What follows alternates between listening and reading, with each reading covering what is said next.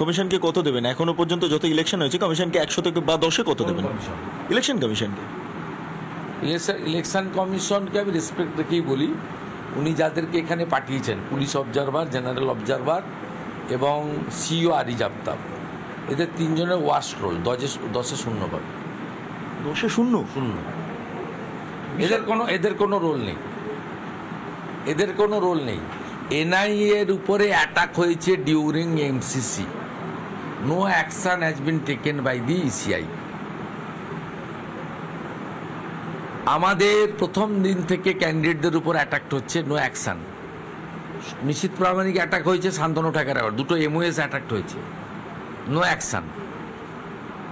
Without search warrant, without ইসিআইর flying স্কোয়াডের যে গাইডলাইন আছে, ভাইলেট করে সম্পূর্ণ মমতা ব্যানার্জির 18 তারিখের নির্দেশ, সৌম্যদীপ ভট্টাচার্য বলে এখানকার এক 5-8 এসপি আছে, নিখিল আগরওয়াল বলে একটা অ্যাডিশনাল এসপিকে দিয়ে এক্সিকিউট করলো। Written complaint by the L O P and party, no action. Rathibala Ari, schedule caste 56 years woman died brutally by the TMC goons, not a single arrested। এবং 25 জন খুনি আজকে বুথে বসছে, টিএমসির জন্য ভোট করছে বা নিজেও ভোট দিচ্ছে। উল্টে ঘাটাল, মেদিনীপুর এবং ময়না তমলুকে 25 জন বিজেপি কার্যকর্তাকে ডেকে থানায় বসিয়ে রাখা হয়েছে, আটকানো হয়েছে। এখানকার মন্ডল প্রেসিডেন্ট ধনঞ্জয়কে অ্যারেস্ট করেছে। ওগুলো আমরা ভয় করি না, আমরা 3টে করে স্টেট রেখেছিলাম। আপনাকে অ্যারেস্ট করলে আপনার ভাই দায়িত্ব নেবে, আপনার ভাইকে অ্যারেস্ট করলে আপনার স্ত্রী দায়িত্ব নেবে। আমরা তো জানি মমতা ব্যানার্জি আপনার খেলা আমি ভালো জানি, আর আপনি এই খেলাতেই শেষ হবেন, আপনি শুনে রাখুন। মমতা বন্দ্যোপাধ্যায়ের পরিণতি কি হবে সেটা নিয়ে তো একটা কথাই বললেন, তবে একটা গুরুত্বপূর্ণ বিষয় দেখিয়ে আজকে শেষ করবো এই সাক্ষাৎকার। কারণ শুভেন্দু অধিকারী মোবাইল যিনি ঘাটছেন তার ঠিক নিচে একটা নোটপ্যাড রাখা আছে, যেই নোটপ্যাডের মাধ্যমে মূলত রাজনৈতিক যে হিসেব নিকেশ সেটা তিনি তার এই ঘরে বসেই করছিলেন। ভিডিও জার্নালিস্ট রবি শর্মার সঙ্গে বিট্টু রায়চৌধুরী, রিপাবলিক বাংলা, নন্দীগ্রাম। তৃণমূল কংগ্রেস পার্টি তথা ব্যানার্জি কোম্পানিকে উৎখাত বাংলাতে করা প্রয়োজন। করতে গেলে ডিপেন্ডেবল, ফরমেটেবল অল্টারনেট ভারতীয় জনতা পার্টি। অতএব আমি প্রীত আনন্দিত যে জাতীয় ফুল ভগবান রামচন্দ্রের অকাল বোধনে 108টি যে ফুল লেগেছিল, যে ফুল ছাড়া কোনো পুজো শুভ কাজ হয় না, সেই ফুল বড় ফুল, পদ্ম ফুল, সনাতন সংস্কৃতির এক আদর্শ প্রতীক।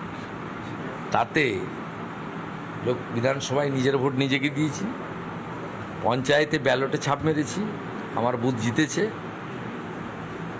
এবারেও ভোট দিয়ে এলাম অভিজিৎ গাঙ্গুলিকে, মোদিজিকে প্রধানমন্ত্রী করার জন্য, বিকশিত ভারতের লক্ষ্যে পাক অধিগৃহীত কাশ্মীরকে ভারতে ফিরিয়ে আনার আশা নিয়ে। হিরণ চট্টোপাধ্যায়, মনে আছে রাষ্ট্রপতি নির্বাচনের সময় যখন ভোটের লাইনে দাঁড়িয়েছিলেন, হিরণ চট্টোপাধ্যায় আপনার পুরো সামনে ছিল, আপনি তার ঠিক পেছনে ছিলেন। আজকে হিরণ চট্টোপাধ্যায় যখন নিজের ভোটের লড়াই করছেন, সেই সময় দাঁড়িয়ে তাকে পুলিশি বাধা দেওয়া হচ্ছে, তার আত্মসহায়কের বাড়িতে পুলিশ যাচ্ছে, আজকে দিকে দিকে আগুন জ্বলছে হিরণ চট্টোপাধ্যায়ের কেন্দ্রে। তো এই ব্যাপারটাকে আপনি কিভাবে দেখছেন এবং টোটাল বিষয়টা কি কমিশনে জানিয়েছে? যেখানে বসে আছেন এখানে পুলিশ এসেছিল, তারপরে আমি জাস্টিস রাজাশেখর মান্তার চেম্বারে গিয়েছিলাম। মানে এই চত্বরে পুলিশ এসেছিল, এখানেই ঢুকিয়েছিল। তো তারপরেই তো আমার ওই অর্ডারকে ভায়োলেট করে আবার কোলাঘাটে ঢুকেছিল। কিন্তু লড়াই কমপ্লিটলি পুলিশের সঙ্গে। মমতা ব্যানার্জির কিছু পা-চাটা পুলিশ আছে, রাজীব কুমার, বিনীত গোয়েল, এইসব ছোট ছোট এসপিগুলোকে তৈরি করেছে। এদের পরিণতি কি হবে এরা জানে না। বিজেপি সরকারে আসবে, এদের পরিণতি ভয়ঙ্কর হবে।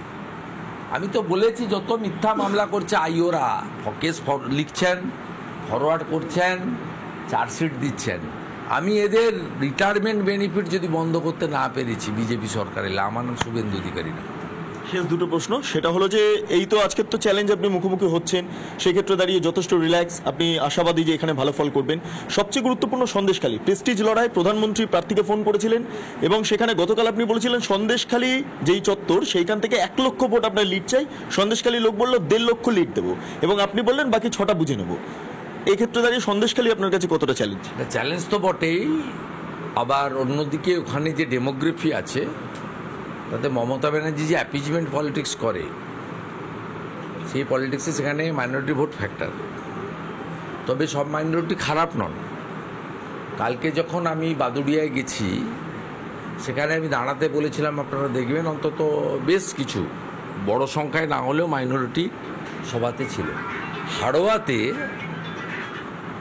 আমার মিছিলে হয়তো মাইনরিটি হাতে গোনা ছিল, কিন্তু রাস্তার দুপাশে যেভাবে মাইনরিটি ইয়াং ছেলেরা, মনে হয়েছে আমার এডুকেটেড ছেলে, চাকরি পায়নি, আর হাজি সাহেব যারা, আমার দেখে মনে হয়েছে হজ করা লোক, বয়স্ক মানুষ, চাচা, এরা পরিত্রাণ চাইছে, চোরেদের কাছ থেকে পরিত্রাণ চাইছে এবং এরা বিজেপিকে কিছুটা হলেও বিশ্বাস করতে শুরু করেছে।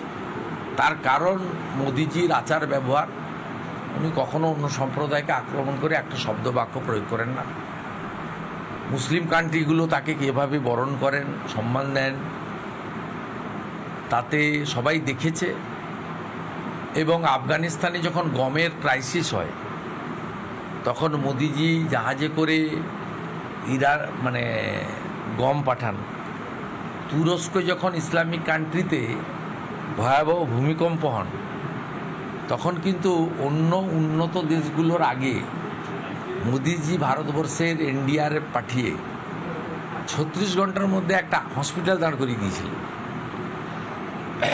For primary treatment and medical assistance. এই যে একটা মানবতাবাদী তার একটা ভূমিকা, 175টা স্কিম, কোনোটাই নির্দিষ্ট কোনো সম্প্রদায় ধর্মের জন্য নয়, সকলের জন্য। এবং যেভাবে কোভিডের ভ্যাকসিন থেকে রেশন হিন্দু মুসলিম বাছাবাছি না করে সবাই পাচ্ছেন, সব মিলিয়ে মনে হয়েছে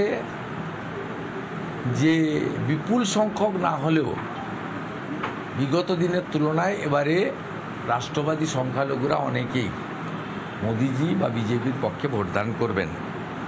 তাই বসিরহাট সিটে 4টে বিধানসভা থেকে আমরা ভালো লিড পাব।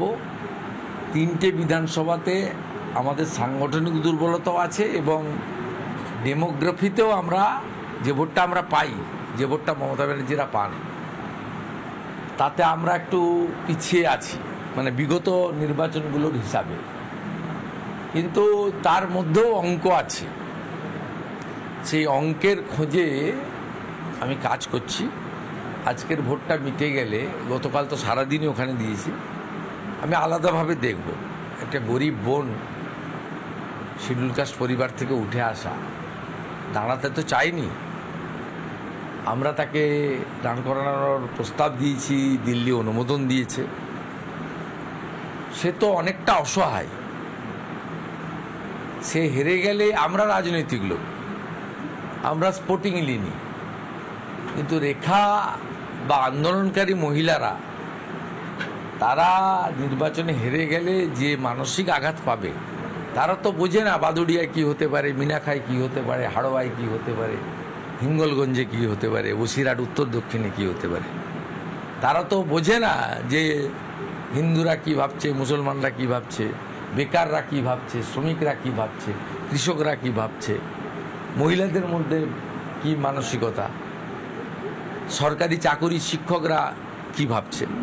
এত অঙ্ক কিন্তু ওরা বোঝে না। আমি সরি টু সে, বোঝে না মানে ওরা সহজ সরল সাদা সিধা, এত পৃথিবীর এত খবর ওরা রাখে না। দ্বীপে থাকে, সংসার ধর্ম পালন করে, কমপ্লিটলি হাউসওয়াইফ বা গ্রামের কন্যা বোন দিদি। হারলে তো আঘাত পাবে, যাতে ওই আঘাতটা না পায়, যাতে এইরকম একটা গ্রাসরুট লেভেলের প্রার্থী মোদিজির আবিষ্কার, তাকে যাতে দিল্লি পাঠানো যায় তার জন্য তো একটা মরিয়া চেষ্টা আমাদের করতে হবে, আমরা করব। কমিশনকে শেষ প্রশ্ন